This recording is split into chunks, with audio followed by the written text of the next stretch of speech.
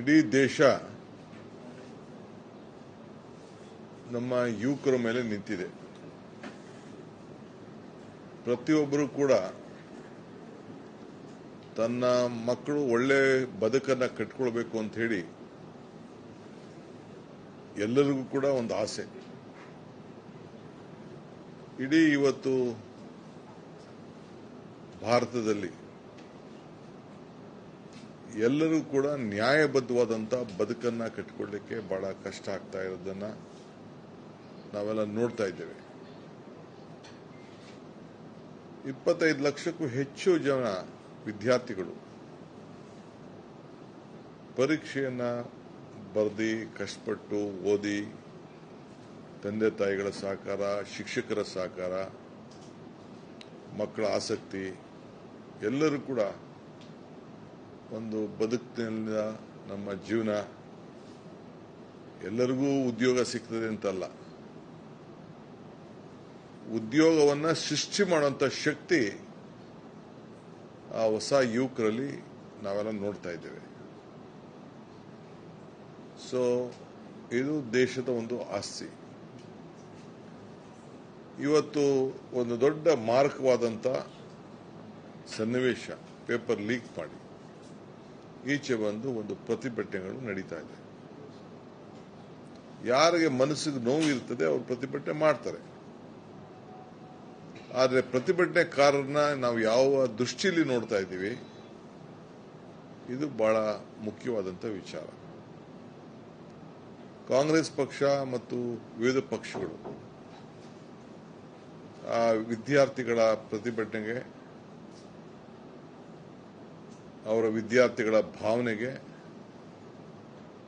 ನಾವು ಅವರ ಜೊತೆ ಗೂಡಿಸಿಕೊಂಡಿದ್ದೇವೆ, ಧ್ವನಿ ಎತ್ತಿದ್ದೇವೆ.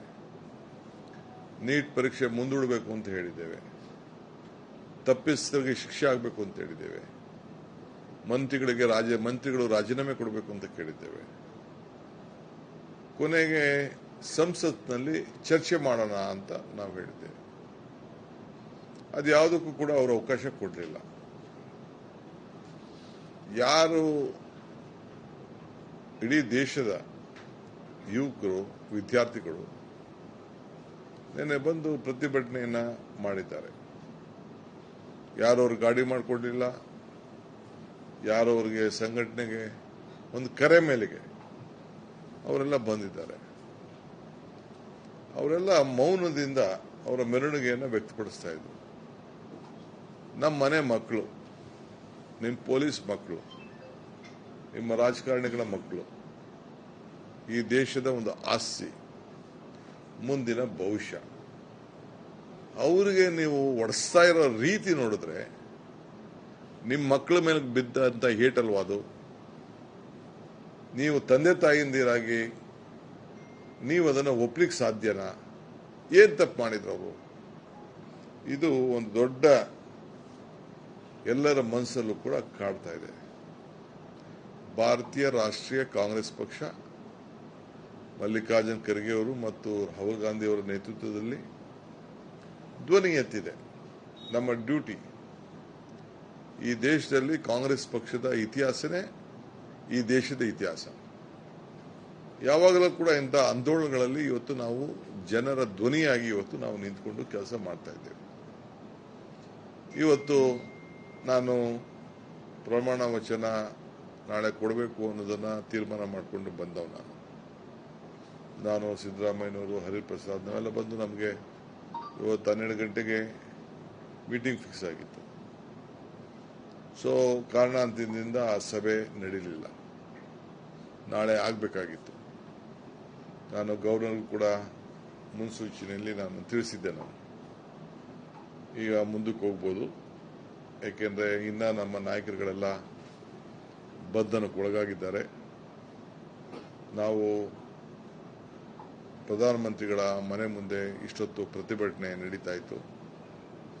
ಎಲ್ಲರನ್ನು ಬಂಧಿಸಿದ್ರು, ಬಹಳ ಅಸಭ್ಯದಿಂದ ವರ್ತನೆ ಮಾಡಿದ್ರು, ನನ್ನೂ ಕೂಡ ಎಳೆದಾಡಲಿಕ್ಕೆ ಪ್ರಯತ್ನ ಮಾಡಿದ್ರು. ಆಗ ರಾಹುಲ್ ಗಾಂಧಿ ಅವರು ನಮ್ಮ ಮುಖ್ಯಮಂತ್ರಿಗಳು ಮುಟ್ಬಾರ್ದು ಅನ್ನೋದನ್ನ ವಾರ್ನಿಂಗ್ ಕೊಟ್ಟರು. ಆಗ ಅವ್ರು ನನ್ನ ಮುಖ ನೋಡಿಕೊಂಡು ನನ್ನ ಸುತ್ತು ಬೆಂಗಾವಲಾಗಿ ನಿಂತ್ಕೊಂಡ್ರು. ಆಮೇಲೆ ಸೈಡ್ಗೆ ಹೋದೆ. ನಾನು ಸೈಡಲ್ಲಿ ಚೇರ್ ಹಾಕಿ ಅವರೇ ಪೊಲೀಸವರೇ ಕರ್ಕೊಂಡ್ಬಂದು ನನ್ನ ಕುಣಿಸಿದ್ರು. ಸೊ ದೊಡ್ಡ ಪ್ರತಿಭಟನೆ 1-3 ಗಂಟೆ ನಡೀತು.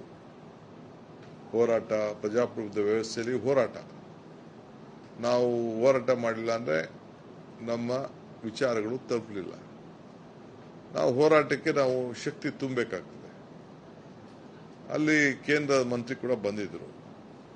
ಅವರು ಕೂಡ ಹೇಳಿದ್ರು, ಇಲ್ಲ ಬಿಡಿ ಅಂತ ಹೇಳಿದ್ರು. ನಾವು ಎರಡೇ ಪ್ರಶ್ನೆ, ನಮ್ಗೆ ಚರ್ಚೆಗೆ ನಾಳೆ ಅವಕಾಶ ಕೊಡಿ, ರಾಜೀನಾಮೆ ಕೊಡಿಸಿ, ಅಷ್ಟೇ, ನಮಗೆ ಬೇರೆ ಇನ್ನೇನಿಲ್ಲ ಅಂತೇಳಿ ನಮ್ಮ ನಾಯಕರು ರಾಹುಲ್ ಗಾಂಧಿ ಅವರು ಅವ್ರ ತಿಳಿಸಿದ್ರು. ಅವರು ತೀರ್ಮಾನವನ್ನು ಮಾಡೋಕ್ಕಾಗಲಿಲ್ಲ. ನಮ್ಮ ಪ್ರತಿಭಟನೆ ನಡೀತಾ ಇತ್ತು. ಬಹಳ ಅಸಭ್ಯ ರೀತಿಯಲ್ಲಿ ನೀವೆಲ್ಲ ಮಾಧ್ಯಮದವರೆಲ್ಲ ತೋರಿಸ್ತಾ ಇದ್ದೀರಿ.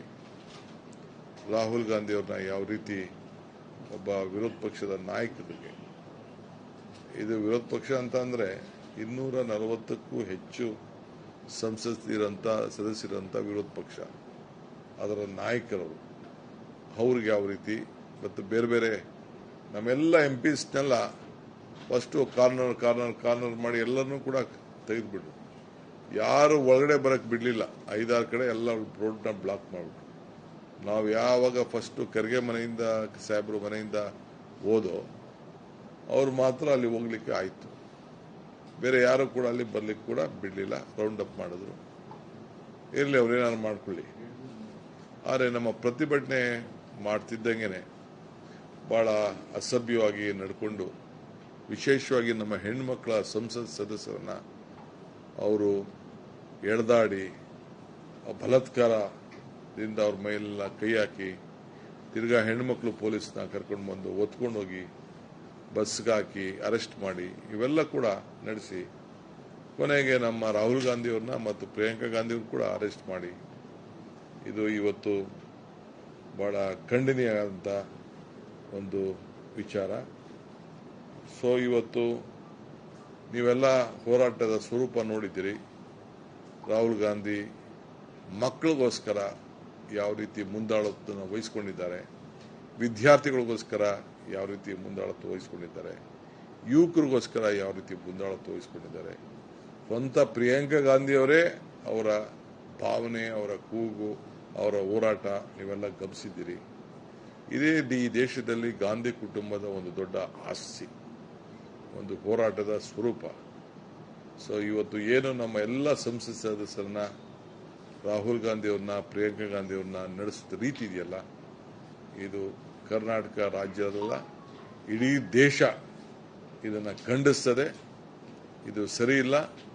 ನಿನ್ನೆ ವಿದ್ಯಾರ್ಥಿಗಳ ಮೇಲೆ ಏನು, ನಮ್ಮ ಮಕ್ಕಳ ಮೇಲೆ, ಈ ದೇಶದ ಭವಿಷ್ಯದ ಮೇಲೆ ಏನು ಇದು ಪೊಲೀಸ್ ಲಾಠಿ ಏಟು ಬಿದ್ದು ಎಲ್ಲ ಇವತ್ತು ಹಾಸ್ಪಿಟಲ್ ಇದ್ದಾರೆ. ಅವ್ರಿಗೆ ಯಾವ ರೀತಿ ನೋಡ್ಸಿದ್ ನೀವೆಲ್ಲ ಎಲ್ಲ ಮಾಧ್ಯಮದವ್ರನ್ನೂ ಬಂದ್ ಮಾಡಿಬಿಟ್ಟಿದ್ರು. ಮಾಧ್ಯಮದವ್ರಿಗೆ ವಿಜುವಲ್ಸೇ ಸಿಕ್ಕಲಿಲ್ಲ. ಆದರೆ ಕೆಲವರೆಲ್ಲ ನೋಡ್ಕೊಂಡಿದ್ದು ಅಂತಂದ್ರೆ ಯಾರು ರೆಕಾರ್ಡ್ ಮಾಡಿ ಕಳಿಸಿದ್ರು, ಅದು ಎಲ್ಲ ಕೂಡ ನೀವು ಮಾಧ್ಯಮದವರು ತೆಗೆದುಕೊಂಡು ಇವತ್ತು ನೀವೆಲ್ಲ ಅದನ್ನು ತೋರಿಸಿದ್ದೀರಿ. ಇನ್ನ ಬೇಕಾದಷ್ಟು ದಾಖಲೆಗಳು ಬರ್ಬೋದು. ಸೊ ಅವ್ರನ್ನ ಯಾವ ದನಗಳಿಗೂ ಕೂಡ ಆ ರೀತಿ ಯಾರು ಹೊಡೆಯೋದಿಲ್ಲ, ಪ್ರಾಣಿಗಳಿಗೂ ಕೂಡ ಯಾರು ಹೊಡೆಯೋದಿಲ್ಲ. ಅಂತ ಸಂದರ್ಭದಲ್ಲಿ ಇವತ್ತು ಹೊಡೆದು ಮಕ್ಕಳಿಗೆ, ನಮ್ಮ ಮಕ್ಕಳಿಗೆ, ನಮ್ಮ ವಿದ್ಯಾರ್ಥಿಗಳಿಗೆ ಪಾಪ ದೂರದಿಂದ ಪಾಪ ಬಂದು ಯಾವ ಸಂಘಟನೆ ಇಲ್ಲದೆ ನಮ್ಮ ಹಕ್ಕನ್ನು ಪ್ರತಿಪಾದನೆ ಮಾಡಬೇಕು ಅಂತೇಳಿ ಬಂದಂಥವ್ರಿಗೆ ಈ ರೀತಿ ಲಾಠಿ ಏಟು ಹೊಡೆದು ಅವ್ರನ್ನ ಅಷ್ಟು ಬಹಳ ಮಾನವೀಯತೆಯನ್ನು ಕಳ್ಕೊಂಡು ಇವತ್ತು ಅವ್ರ ಮೇಲೆ ಪ್ರಯೋಗ ಮಾಡಿದಾರಲ್ಲ, ಇದು ಕರ್ನಾಟಕ ರಾಜ್ಯ ಕೂಡ, ಸರ್ಕಾರ ಕೂಡ ಖಂಡಿಸ್ತದೆ. ಭಾರತೀಯ ರಾಷ್ಟ್ರೀಯ ಕಾಂಗ್ರೆಸ್ ಪಕ್ಷ ಕೂಡ ಇವತ್ತು ಖಂಡಿಸಿ ಅವರ ಪರವಾಗಿ ನಿಂತ್ಕೊಳ್ತದೆ ಅನ್ನೋ ಮಾತನ್ನ ಈ ಸಂದರ್ಭದಲ್ಲಿ ಹೇಳಲಿಕ್ಕೆ ನಾನು ಬಯಸ್ತೇನೆ. ಇವತ್ತು ರಾಹುಲ್ ಗಾಂಧಿಯವ್ರನ್ನ ಮತ್ತು ಪ್ರಿಯಾಂಕಾ ಗಾಂಧಿಯವ್ರನ್ನ ಮತ್ತು ಎಲ್ಲ ನಮ್ಮ ಸುಮಾರು 100 ಜನ ಸಂಸತ್ ಸದಸ್ಯರನ್ನ ಇವತ್ತು ಬಂಧಿಸಿ ಇವತ್ತು ಅರೆಸ್ಟ್ ಮಾಡ್ಕೊಂಡು ಹೋಗಿದ್ದಾರೆ. ನನಗೆ ಬೇಡ, ನಿಮ್ಮನ್ನ ಮುಟ್ಟಕ್ಕಾಗಲ್ಲ ಅಂತೇಳಿ ಪಾಪ ನನಗೆ ರಿಕ್ವೆಸ್ಟ್ ಮಾಡಿಕೊಂಡ್ರು. ಆಯಿತು ಅಂತೇಳಿ ನಾನು ಈಗ ತಾನೇ ಬಂದಿದ್ದೇನೆ. ಇರಲಿ, ಬಟ್ ಇದು ಖಂಡನೀಯ. ಪ್ರಜಾಪ್ರಭುತ್ವ ವ್ಯವಸ್ಥೆಯಲ್ಲಿ ಮಕ್ಕಳ ಭವಿಷ್ಯ ಮುಖ್ಯ. ನಮ್ಮ ಹೋರಾಟ ಈ ಕೇಂದ್ರ ಸರ್ಕಾರದ ವಿರುದ್ಧ ಮುಂದುವರಿತದೆ. ಕೇಂದ್ರದ ಮಂತ್ರಿಗಳು ರಾಜೀನಾಮೆ ಕೊಡಲೇಬೇಕು. ಮಕ್ಕಳಿಗೆ ನಾವು ನ್ಯಾಯ ಒದಗಿಸ್ಕೊಡ್ಬೇಕು. ಪಾರ್ಲಿಮೆಂಟಲ್ಲಿ ಈ ವಿಚಾರ ಚರ್ಚೆ ಆಗಲೇಬೇಕು ಅಂತ ಹೇಳಿ ನಾನು ಒತ್ತಾಯವನ್ನು